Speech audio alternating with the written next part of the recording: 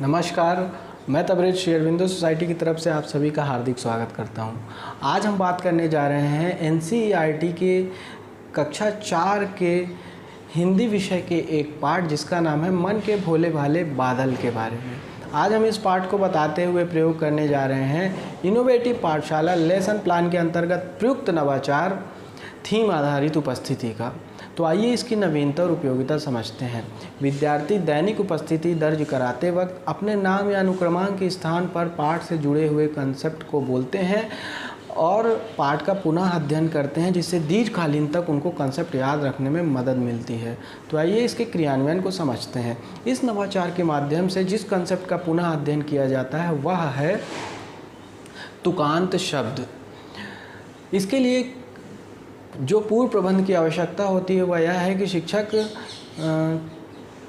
सारे बच्चों को बता देते हैं कि आपको पाठ से जुड़े हुए कुछ कंसेप्ट को पढ़ कर आना है, जैसे कि तुकान शब्द को पढ़ कर आना है, और उसके बाद आपको जब विद्यालय आना है तो हम आपसे आपके अनुक्रमांक के स्थान पर अपने एक एक करके तुकान शब्द बोलना है। और शिक्षक ये भी सुनिश्चित करते हैं कि विद्यार्थी नवाचार क्रियान्वयन के दौरान अनुशासन का विशेष ध्यान रखें। इसके बाद शिक्षक बच्चों का अनुक्रमांक बोलते हैं दैनिक उपस्थिति दर्ज कराते वक्त। तो उसके बाद बच्चों को जैसे ही शिक्षक अनुक्रमांक बोलते हैं, बच्चों को अपने स्थान पर खड़े हो जाना होता है और एक तुकान शब्द बोलना होता है।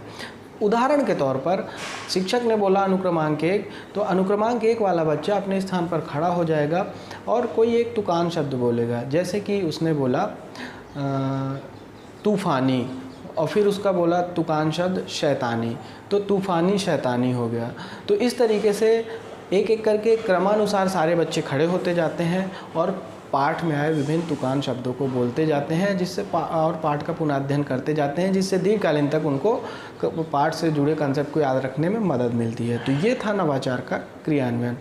आइए जानते हैं कि इस नवाचार के माध्यम से कौन कौन से सीखने के प्रतिफल प्राप्त होते हैं। पहला, सुनी एवं पढ़ी रचनाओं घटनाओं के विषय वस्तु के बारे में बच्चे बातचीत करते हैं, तर्क देते हैं एवं निष्कर्ष निकालते हैं। दूसरा, बच्चे भाषा की बारीकियों को समझते हैं एवं अपनी खुद की भाषा भी निर्मित करते हैं। तीसरा, अपरिचित शब्दों से बच्चे परिचित होते हैं एवं उनको शब्दकोश से खोजते हैं।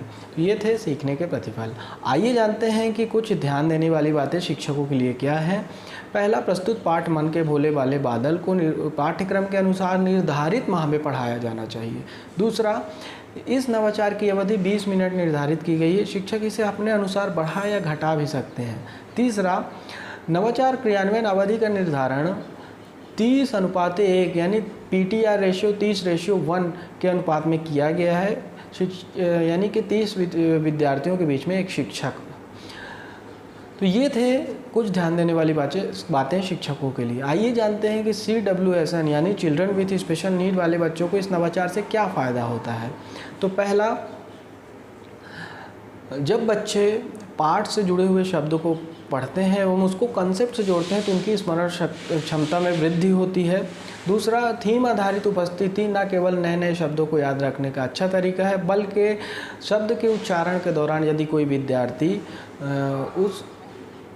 कुछ कंसेप्ट को भूल जाता है या उच्चारण में गलती करता है तो विद्यार्थी उनकी मदद भी करते हैं। तो ये थे CWSN वाले बच्चों को इस नवाचार के लाभ। तो हम उम्मीद करते हैं कि आपको हमारा ये नवाचार थीम आधारित उपस्थिति बहुत ही अच्छा लगा होगा और आप इसको अपने विद्यालय में ज़रूर क्रियान्वित कराएंगे, ये हम आशा करते हैं। तो ऐसे और भी रोचक वीडियो, नवाचारी वीडियो देखने के लिए आप हमारे ZIIEI यूट्यूब चैनल को सब्सक्राइब कीजिए, और यदि ये वीडियो आप हमारे फेसबुक चैनल के माध्यम से देख रहे हैं तो हमारे ZIIEI फेसबुक चैनल को लाइक कीजिए। आपका वीडियो देखने के लिए बहुत बहुत धन्यवाद।